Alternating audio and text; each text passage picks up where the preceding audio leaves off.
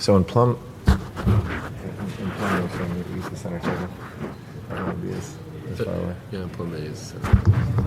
Good morning, ladies and gentlemen. We have a quorum here of our Jobs Committee, and it is already almost 10 minutes past, so let's go ahead and start. This is a meeting of the Jobs and Business Development Committee of the Los Angeles City Council. I'm Chair Eric Garcetti, here with my Vice Chair, Mr. Bernard Parks, and it is Wednesday, March 28th, 2010, and we're in room 340 of City Hall. We can go ahead and take up our agenda. Actually, under Rule 64, which most folks don't know, have we looked it up now? Rule 64 is like a Rule 23, but for committee. Since the posting of the agenda, there has been a new item that has come to my attention, the sale of the Los Angeles Dodgers, so we will just take that up today. Just kidding. We're not going to be talking about that. We have before us an agenda with one item. If we can take that one up, please, first. Item number one is an Office of Economic Analysis and Blue Skies Consulting Group to present a verbal report in response to a November 9, 2011 Jobs and Business Development Committee instruction to analyze a permanent extension of the business tax holiday and freezing the tax base for all existing businesses in the city at current gross receipts tax levels. And number two, the Business Tax Advisory Committee phase out of the gross receipts tax and specific recommendations on alternatives to this timeline. All right. Thank you. Good morning. Good morning, Council Member.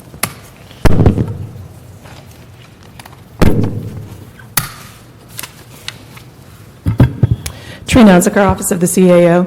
In response to a November 2011 request from Councilmember Garcetti, our office retained a consultant to look at various issues relative to the elimination or reduction of the city's gross receipts tax. Our office released an RFP to a panel of economic consultants previously approved by the City Council in December 2011, and we received 3 responses by the due date in January 2012. Blue Sky Consulting Group was selected as the successful proposer, and the firm began work on the gross receipts tax analysis in February 2012. Their completed study was released last week, and you have a copy of that study before you attached to our cover report. I brought a copy of the letter requesting the study from Councilmember Garcetti and provided copies to the members and the clerk. Our office recommendations are the following: that the council note and file the Blue Sky gross receipts tax analysis, and that the mayor and council establish a policy that the direct revenue loss from any business tax reform measure is to be financed with either budget reductions or new revenue sources until there is direct experience that any projected makeup revenue is actual. Our office can respond to questions about the OEA or the consultant retention process, and Matthew Newman from the Blue Sky Consulting Group is here to respond to questions regarding the gross receipts tax study. Thank you. Good morning. Good morning. So I'm Matt Newman from the Blue Sky Consulting Group, and as Trina said, we were selected to do this analysis of the business tax modifications that are under consideration. Our firm is a public policy analysis consulting firm, and we've done a lot of work like this where we look at the fiscal impact of tax changes and other public policies. And in fact, we did some work for the city of San Francisco on a very similar kind of issue where they were considering actually adopting a gross receipts tax, and we helped them figure out what the fiscal and economic effects of that policy would be. And I suspect that's one of the reasons that we were chosen to do this work here. What was the outcome of their public policy debate? They're still debating this. This was a change that was under consideration in 2010, and they were considering, they have a payroll tax now, and they were considering reducing or eliminating the payroll tax and adopting a gross receipts tax. And that's still something they're considering, although they didn't, the supervisors there didn't take any action yet. Got it. But our role in that case was somewhat similar in that they have a chief economist for the city, and they have consultants that they use when they want extra help and when they want someone to sort of look over their shoulder. And that's what we did, was to provide sort of a peer review or a independent analysis of whether their chief economist had got things right. And in this case, we were also engaged to do an independent look at what would happen if you were to eliminate the business tax. So what we found is that if you did eliminate the business tax, there would be a substantial increase in economic activity in the city. If you got, I prepared some slides which you've got in front of you, and what the first one shows is that if the business tax was worth about $425 million in 2010, the last year we had what we felt like was good data for. And had it been eliminated in that year and fully phased in, we would have anticipated something like a $2 billion increase in the size of the city's economy, and that would equate to around 16,000 jobs. And that's about a 2% increase? Using that? It's about a 1% increase. 1%, that's 1%. Yeah, just a little less than 1%. And in order to do our work, what we did was we looked at this issue from really two independent kind of analytical perspectives. First, we looked at the published economic research on this subject. A lot of academics have studied this kind of issue, tax changes, over the last several decades. And so there's a big body of studies that have looked at this across the country, what happens when jurisdictions increase or reduce taxes to their economic output. So the first thing we did was we just said, well, what do all those studies tell us? Now, there wasn't a study of the city of Los Angeles, but there were studies of lots of other regions. And the average result from all of those studies suggests that if you reduce taxes by, for example, 10%, you might expect a 2% increase in economic output. And the business tax comprises a little less than 5% of the total tax burden of Los Angeles firms. And so applying the academic research suggests that there'd be about a 1%, a little less than a 1% increase in output. The other thing we did, though, was we used an economic model produced by a company called Remy that's done this kind of economic modeling, or has been building an economic model and refining it over the last several decades. And it's actually the same tool that the city of San Francisco used for the economic analysis of their business tax changes. It's been used by other jurisdictions, including the state of Ohio, to look at a gross receipts tax that they were considering. So if we look at the results from this Remy model of the city of Los Angeles, we find a similar result, a little bit smaller number, but an increase of a little less than 1%, resulting from our application of the Remy model. So those two approaches, which are really very different, one is what all the academic research shows, and the other is what an economic model built of the city of Los Angeles economy shows. But they both show the same thing, an increase in output, but one that's relatively modest. Now, this increase in output would result in additional revenues being generated for the city. The increase in economic activity would generate more sales taxes and property taxes and utility taxes and all the things that the city collects. And the second slide, the one that looks like this, shows you what we anticipate would happen. The business tax is worth about $425 million, as I said. We expect there'd be about a $27 million increase in other revenue sources if the business tax were eliminated. The net of all of that is a revenue loss of a little less than $400 million. So this increase in economic activity is significant, but not significant enough to fully offset the loss of tax revenues from eliminating the business tax. Now, as you know, of course, we're not the only ones who have looked at this. Professor Charles Swanson did an analysis last year of what would happen if the business tax were eliminated, and he came to a very different conclusion. And the third page of your slides that I showed you looks like this. And you can see this is the same numbers I showed you before. This is what would happen if you eliminated the business tax. It's about $425 million. It would be about a $2 billion increase in output according to our results. And the implication of Professor Swanson's results is that there would be about a $50 billion increase in the size of the city's economy. His results suggest that eliminating the business tax would result in a 26% increase in the size of the city's economy. Now, unfortunately, that is a result which is simply not supported by the previous published economic research. As I said, our number here is the average of all those studies. Now, some studies found a bigger number and some found a smaller number, but the average of them is much, much lower than what Professor And that was the Swanson average found. in the Bartik had, or was it Wesselinck? It's Wesselinko. So Wesselinko, and why, just out of curiosity, I know with Wesselinko, you have a little typo on page 10, it says Wesselink. The Wesselinko, why that as opposed to the Bartik, which had a range up to like 8.5, I think? Well, Bartik reported an average of all of his studies of 2.5, or 0.25 rather, instead of 0.2. Mm-hmm. His work was done in 1991, and Wesselinko built on it and was done in 97, so we chose the most recent one. Mm-hmm. a Bartik study from 2005 suggests that the range is between 0.2 and 0.3. So it could be somewhat higher depending on which average of all these studies you believe, but all that would do would be to increase this 2 billion number to maybe 2.5 billion, but it doesn't get you close to the number that Professor Swanson has here. Okay. But again, we simply chose it because it was the more recent one that built on the Bartik work.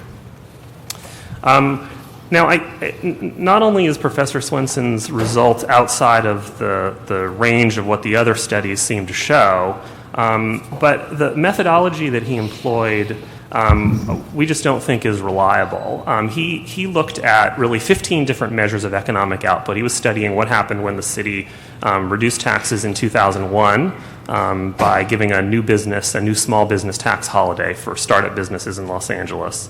And then also in 2007 when the size of the small business exemption was increased. So studying those two tax holidays for small businesses, he compared the rate of growth for those businesses to the rate of growth of similar businesses located outside of the city of Los Angeles or to larger businesses inside Los Angeles. And I think in general that's a reasonable approach, but what his approach doesn't do is account for all of the other factors that might have influenced business growth beyond the tax cut. He simply assumes that any differential in growth rates must be due to the tax cut. And when he did his work, there were really 15 different measures of economic output that he had available to him from two different data sets. There was employment growth, there was number of new firms, there was the size of output or gross receipts. And if the methodology were reliable, you'd expect all of those to show a similar kind of answer. Not exactly the same answer, but if employment grows, output's going to grow. If output grows, employment's going to grow. What he found, though, is if you look at all those different 15 measures, there's a huge range, and they're very variable. And the last slide is all of the measures that Swanson reported in his analysis. And you can see there's just a huge range. Some are negative, some are positive. When he looked at the impact of the 2001 or the 2007 tax cut, almost all of those measures were negative, and so he concluded that that was not a reliable way to analyze the impact of the 2007 tax cut, speculating that maybe the recession that was sort of just getting started at the end of that year might be confounding the results. And frankly, I agree. I think that the other factors going on in the economy do confound the results. And exactly the same thing was going on in 2001. But in 2001, the measures, at least that he selected, showed a positive output or a positive increase in output, and he based his whole conclusion on what he thought was the impact of the 2001 tax cut in Los Angeles, ignoring the results of the 2007 tax change and ignoring the results of his own analysis of the 2001 tax change, which showed a negative result. And really what was going on in 2001 was that there was a dot-com bust happening in Northern California, and so Northern California firms were growing much more slowly or actually shrinking. LA firms weren't really shrinking, and that's what accounts for, in my opinion, most of the differential between LA firms and non-LA firms was just much broader economic forces beyond this relatively modest tax change that was put in place that year. So because the results are so variable and show different answers based on the measure you use, and because his result really isn't supported by any other economic research, we just don't think that's a reliable basis for concluding what the impact of these changes would be. So that very quickly is what we did, and I'd be very happy to answer whatever questions you've got. Okay, we'll spend the next period going through some of that questions the members of the committee have, and then we'll have some public comment cards as well. Let me ask you some specific questions. Prepared here. Let's focus on employment for a second. Could you just tell the committee and the public what your conclusions were on employment effect of the elimination of the gross receipts tax, and could you put that in terms as well of if you're familiar with what our employment base is and what it would do to the unemployment rate?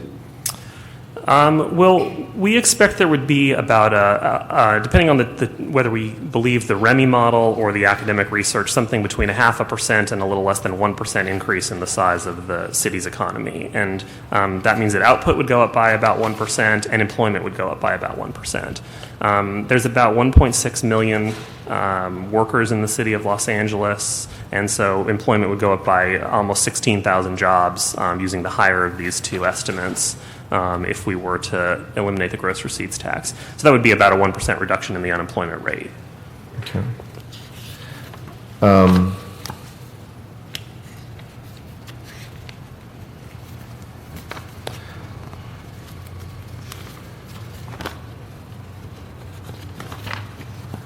I should say a 1 percentage point reduction in the unemployment rate. Right. I think we're done. If if it increases, we can go home right now.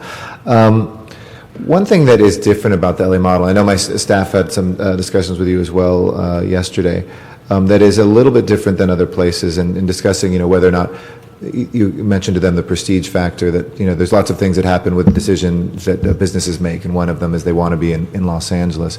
Although Los Angeles for most is defined as many different municipalities, obviously, in the Los Angeles region. So we're in a highly competitive environment, in that we have island cities, we have neighboring cities, we have Glendale, Burbank, West Hollywood, Santa Monica, Culver City. Somebody can be in Culver City and still have the prestige of Los Angeles, but have a different tax structure, a different municipal services environment as well. Has there been anybody who's ever looked at, because on page 4 of your study, as you look at the second, or the first full paragraph, second paragraph, when you're looking at the extent to which a local economy responds to a tax cut may also depend on the characteristics of the affected business, and I think we all can agree and understand personal service providers, a dry cleaner, or a hair salon that serves an intensely, I would say not even local market, but a neighborhood market. I would agree with that analysis, are less likely to move outside city boundaries, whereas manufacturing firms that serve a national market may be more sensitive to tax rates. But between those two, there seems to be part of where we're most uncompetitive, or where we have anecdotal evidence, at least, of folks leaving the city of LA or not coming to the city of LA, is being able to come. It is a regional or almost citywide type of business, where it's not somebody who needs to have, the folks in downtown cutting their hair. Of course, there's a need right there in the neighborhood. Nobody's going to commute a half hour usually to get a haircut. But at the same time, there's going to be other businesses that may serve inside that region. Is there any consideration of that, or do you have any thoughts or opinion about that? Has there been any research ever done about that sort of environment? Because we've seen a net loss of jobs in the 20 years since we had the urban unrest here, not necessarily all region-wide, but in the city of LA in particular. And as we look at arresting that, sure, there's a number of different things, government services that are provided, et cetera, but this recurs as one of the top 2 or 3 things that firms mention, especially when they're looking at growth or even complete departure from the city. Yeah, I mean, certainly it's the case that different kinds of firms respond differently to tax changes, and I think there are some kinds of firms that have left the city or thinking about leaving the city or simply won't locate here as a result of the business tax. In my mind, there's no doubt about that. The question is, how big a factor is it for them?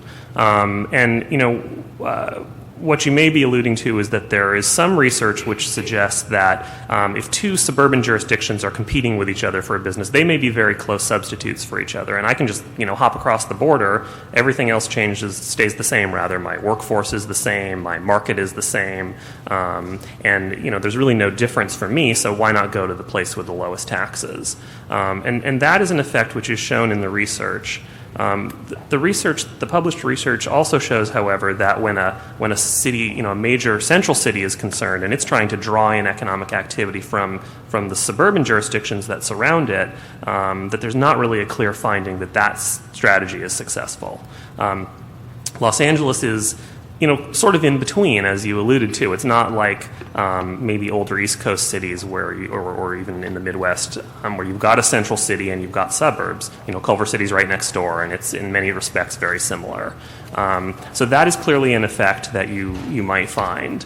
On the other hand, there are certain advantages to being, for example, in downtown, and some firms that want to be downtown because their competitors are here, because their suppliers are here, because they know people are visiting other firms nearby, because their workers, for whatever reason, find it easy to come here. There's all kinds of reasons why people would choose the place where they locate. And so a large central city like Los Angeles does have certain things which make it different from smaller surrounding jurisdictions. And of course, there's also lots of businesses that simply aren't responsive to a tax change, right? I mean, some businesses are not even subject to LA's business tax. For example, insurance companies pay a gross premiums tax collected by the state, and they're not subject to it. So they don't, they're not moving as a result of this. And certain financial institutions are in the same situation. And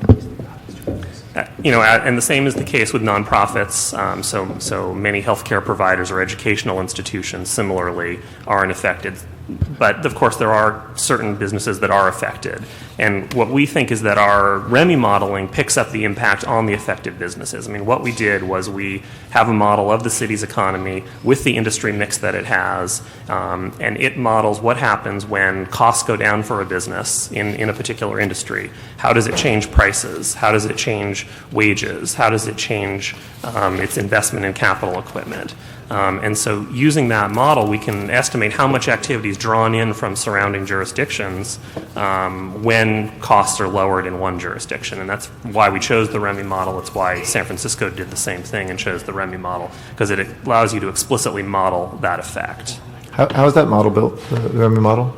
I'm sorry? How is the Remy model built? How is it? It combines multiple modeling approaches, but the most important characteristic of it is that it's a dynamic model, which means when you introduce a policy change like a reduction in taxes, it then models the impact on all the rest of the parts of the economy. So if costs go down for LA businesses, then the prices will go down for LA businesses, and they will be able to sell more. And it has a demand curve for that industry, and it knows historically if prices go down, this is how much more you can sell. And so it takes into account these behavioral changes that result on the part of businesses from a policy change like a tax reduction. So here's a core question for me then. Is it really looking at how much economic output there is from existing firms, the decisions they make of investment, or does it account for the coming and going of firms? Because, when the focus we've had obviously is on that piece, we can continue to model who's left and what decisions they make based on the tax structure that's in place, but it's also the companies that are no longer here. Does that account for that? It does, as much as any model can, account for that. It doesn't track an individual firm, Sure. but it looks at the output for an industry, and it says if costs go down for this industry, it will attract business from the rest of the economy. And it has a geographical component too, so it knows what's close by and what's far away, and it presumes that there's more activity drawn from close by firms than far away firms, and so forth. So again, it's intended to be able to take account of that very kind of thing.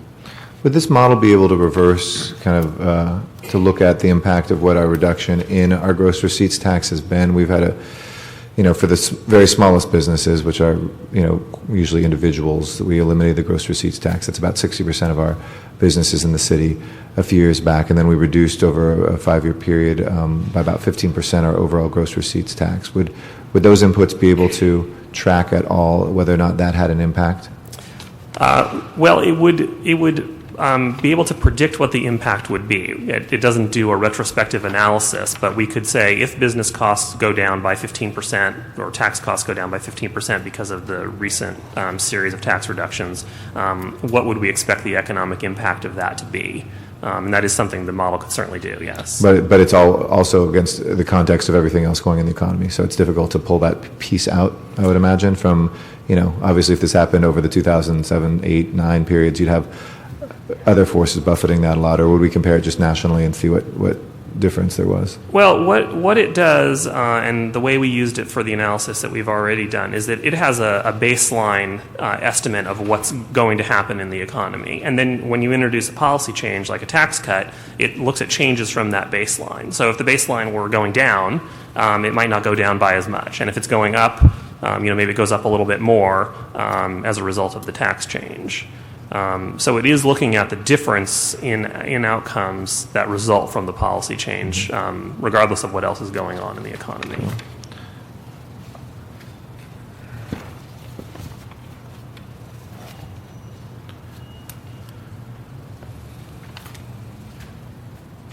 Is there anything that you can point to in terms of the two different models, the published research one and the Remy model, that accounts for the difference? I mean, obviously, it's quite different from Professor Swanson, so you can say it's not very different compared to that. But compared to each other, they're quite significantly different. What would you say, accounts for that? I mean, I think it was twice as many jobs in methodology 1 as for methodology 2. It's about twice as big. They both show a result of slightly less than 1% in economic growth, but you're right, the research result is higher. There's a couple things going on there. One, the published research is looking at all kinds of taxes over lots of jurisdictions over a longer time period. And so it's not a result tailored to the city of Los Angeles. Mm-hmm. Secondly, those results in large part looked at impact on manufacturing companies of tax changes. And we know that manufacturing companies are more responsive to tax changes than is the average company because they tend to compete in a national market. And so if taxes go up for them, they have a much more limited ability to raise prices. So the published research is more heavily focused on manufacturing companies, and that might suggest a larger effect from a tax change than would studies that just looked at businesses in general or businesses on average. So that's one reason.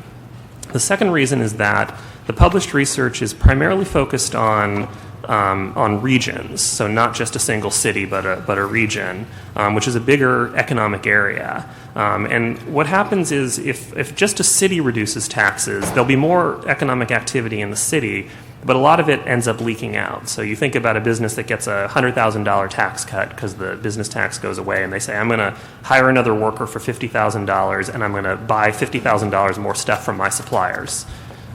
If the supplier is located outside of the city of Los Angeles, either in Culver City or Emeryville, California, where I come from, and if the employee happens to live in Burbank instead of Los Angeles, then most of that extra economic activity ends up not increasing the size of the Los Angeles economy because the worker goes home and spends his or her wages in Burbank, and the supplier ends up hiring more people wherever the supplier is located.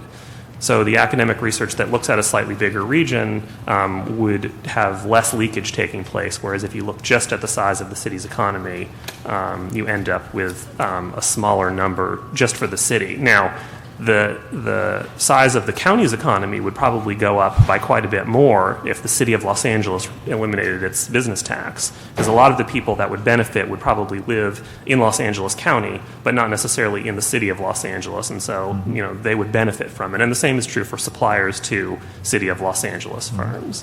So I think those are the two primary factors, the leakage and the fact that the published research is somewhat heavily weighted towards results for manufacturing companies. So the only last point that I want to open up, I have many other questions, but I want to be cognizant of time and the other members as well as our public comment. Going back to what I just mentioned before that last question, I think it would be very interesting to see what the model, either one, the published research or the Remy model, would have predicted in the time when we actually did enact. I agree with you that when Professor Swanson looked at just the business tax holiday for new businesses, that's much less impactful than it's a smaller group. It's more difficult to, I think, look at the data than if you look at what we did across the board for businesses.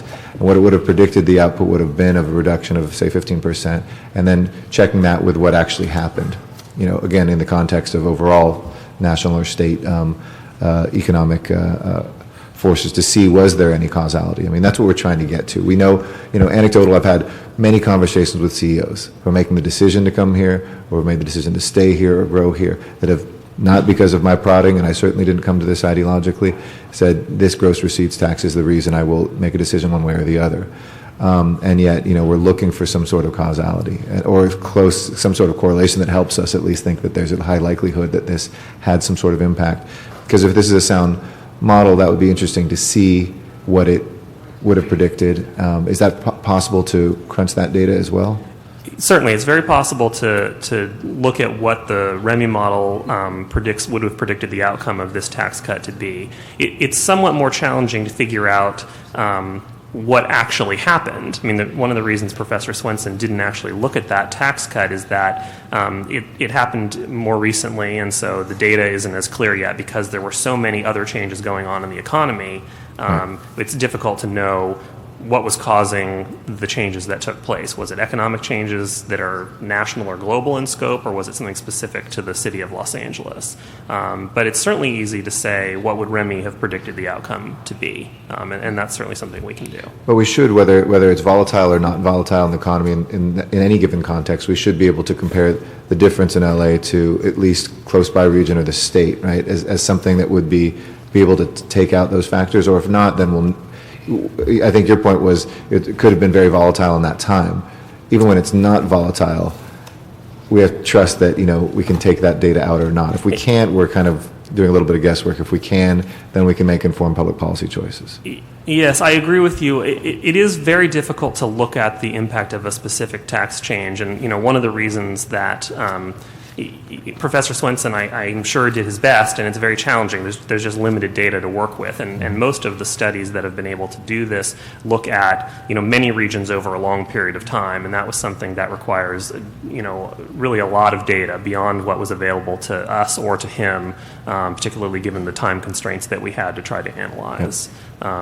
So that is very difficult, and to really know why businesses are reacting, you have to know so many things about them. You have to know what their wage costs are, and what their real estate costs are, and what their utility costs are, and what their market is like, and really hundreds of factors influence business expansion decisions, and it's a very challenging subject for people that study this.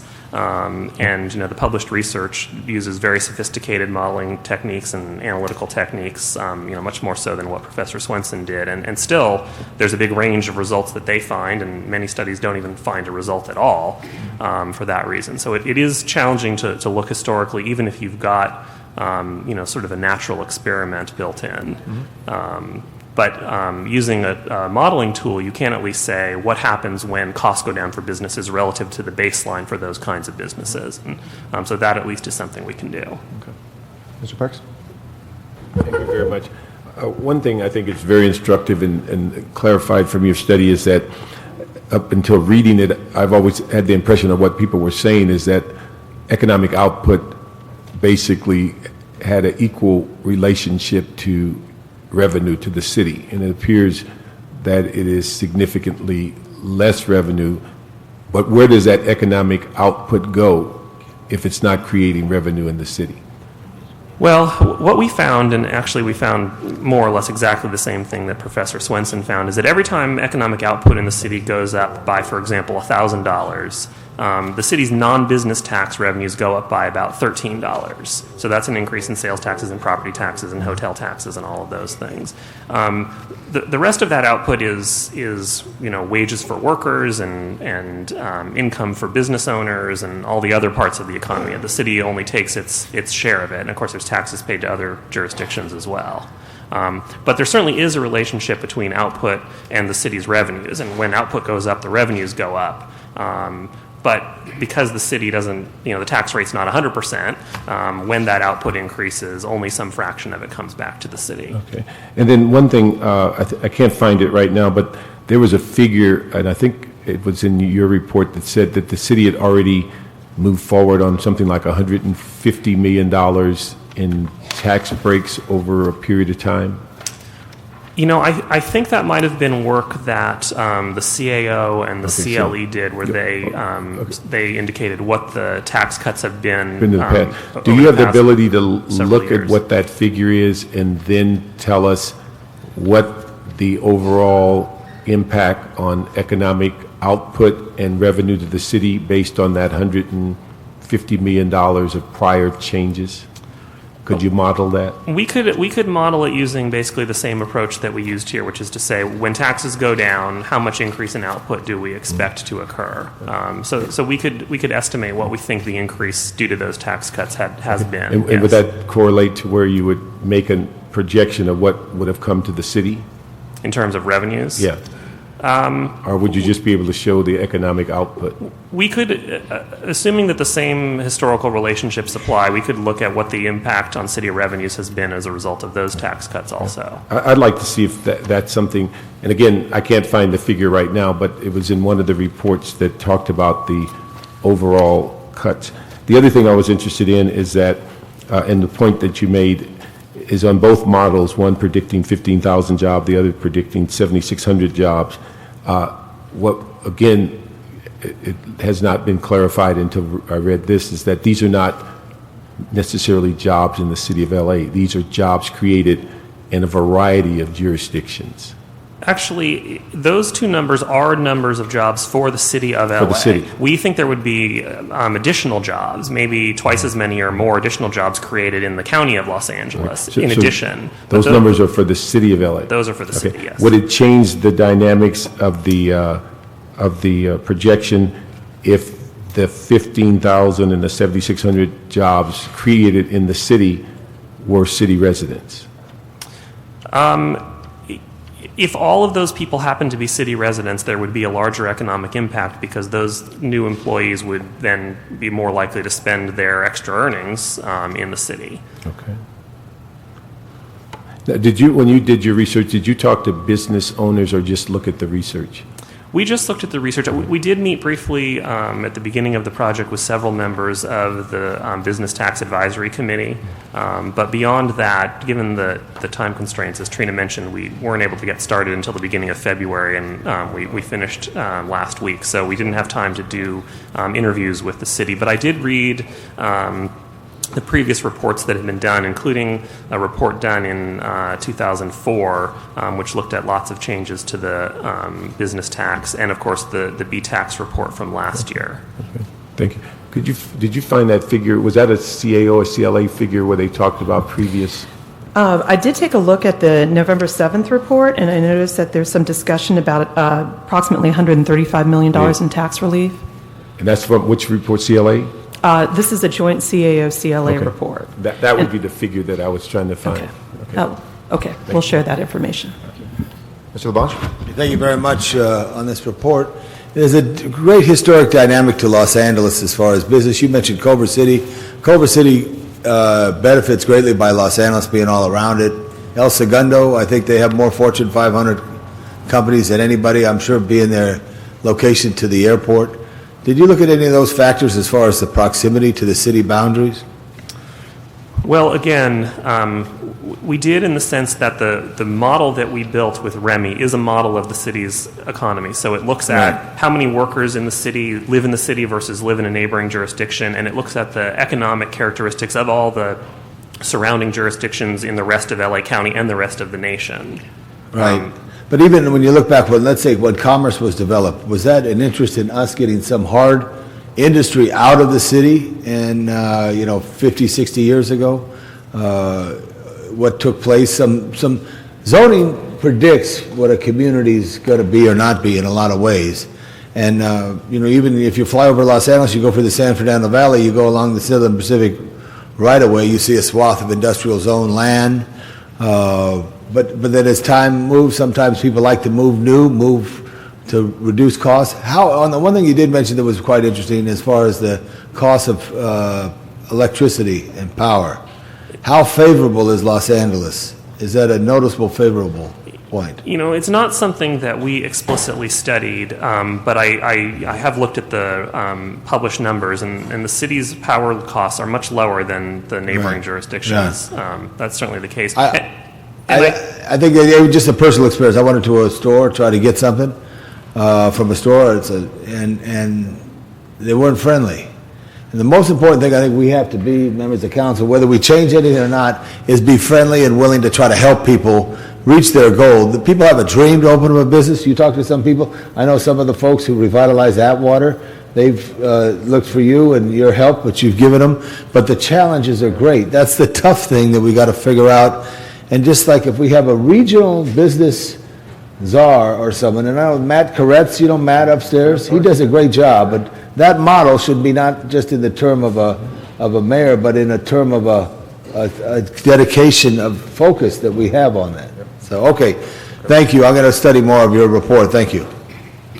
I'm going to move to our public comment. You can stay there or you can sit in the benches either way. It's public comment to the committee. Lord Greif is our first speaker, and he'll be followed by Doug Arsenault.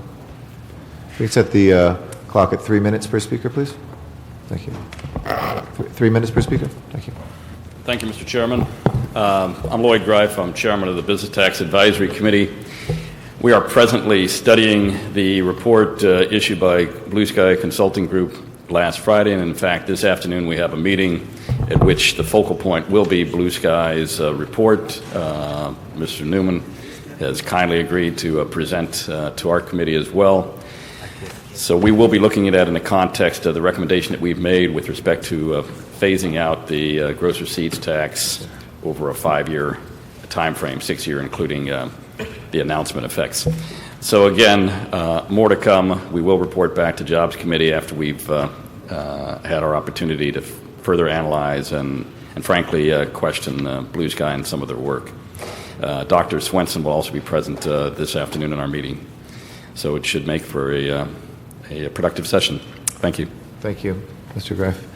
Our next speaker is Doug Arsenault in a 3-piece suit. Nice suit. Thank you.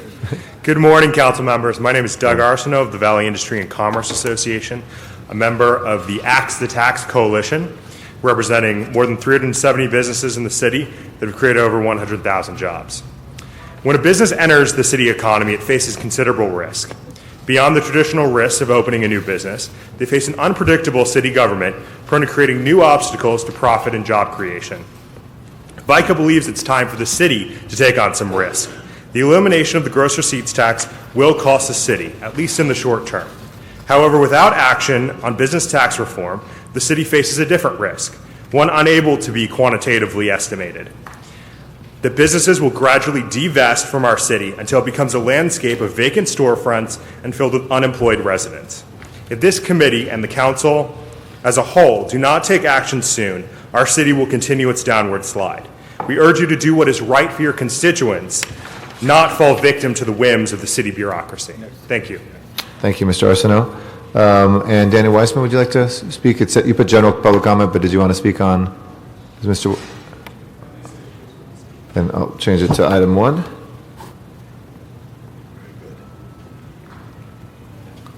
Good morning. Good morning. Thank you, Mr. Garcetti, members of the committee. We've had a short time frame on this one, but I think you've got now 5, maybe 6 documents to deal with. The document crafted by BTAC, which is really a dog and pony show. The one by Dr. Swanson, which is intellectual prostitution, in my opinion. The one by the CAO, which very severely and very specifically says this is not a good way to do proper business tax reform. And now by Dr. Ware. You have 2 more now by me. I don't know which one you want to listen to, but you'll have to listen to me for another 2 minutes and 17 seconds. I appreciate that opportunity. Basically, the problem is not that the gross receipts tax format that we're using is improper. I think all these parties will agree to that. We need to replace it, however, with something else. The budget advocates, as you know, are just about to come out with their annual report to the mayor, and it will be coming to city council as well. One of the 21 recommendations which you will be seeing is that the business tax is not to be changed unless a method of replacing the losses can be found. The idea that Dr. Swanson puts forward, and that several of the people in the BTAC and elsewhere have been putting forward, is that we can eliminate the gross tax method, eliminate the gross tax, which is $424 million of the $4.38 billion of our total budget.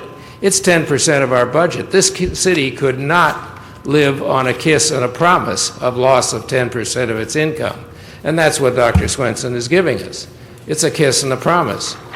We do need to reform business tax. I think you've got people among the budget advocates, I hope to be one of them as well, who can help reform our business tax in a way that can not only be fair to our businesses, but fair to our entire city.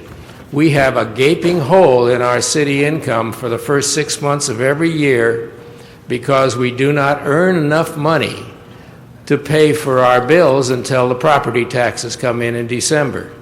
Well, if we take business tax and chop it into 5 pieces, and every year for 5 years change that business tax to, instead of being paid in February, it's paid in July, we will be displacing 20% of that business tax each year, an amount which I think we may be able to afford, and putting it in the summertime when we will fill that terrible gap that we have in order to keep our city solvent 12 months of the year. Thank you for hearing me. I look forward to working on Thank you, this Dr. with Weissman. Appreciate it.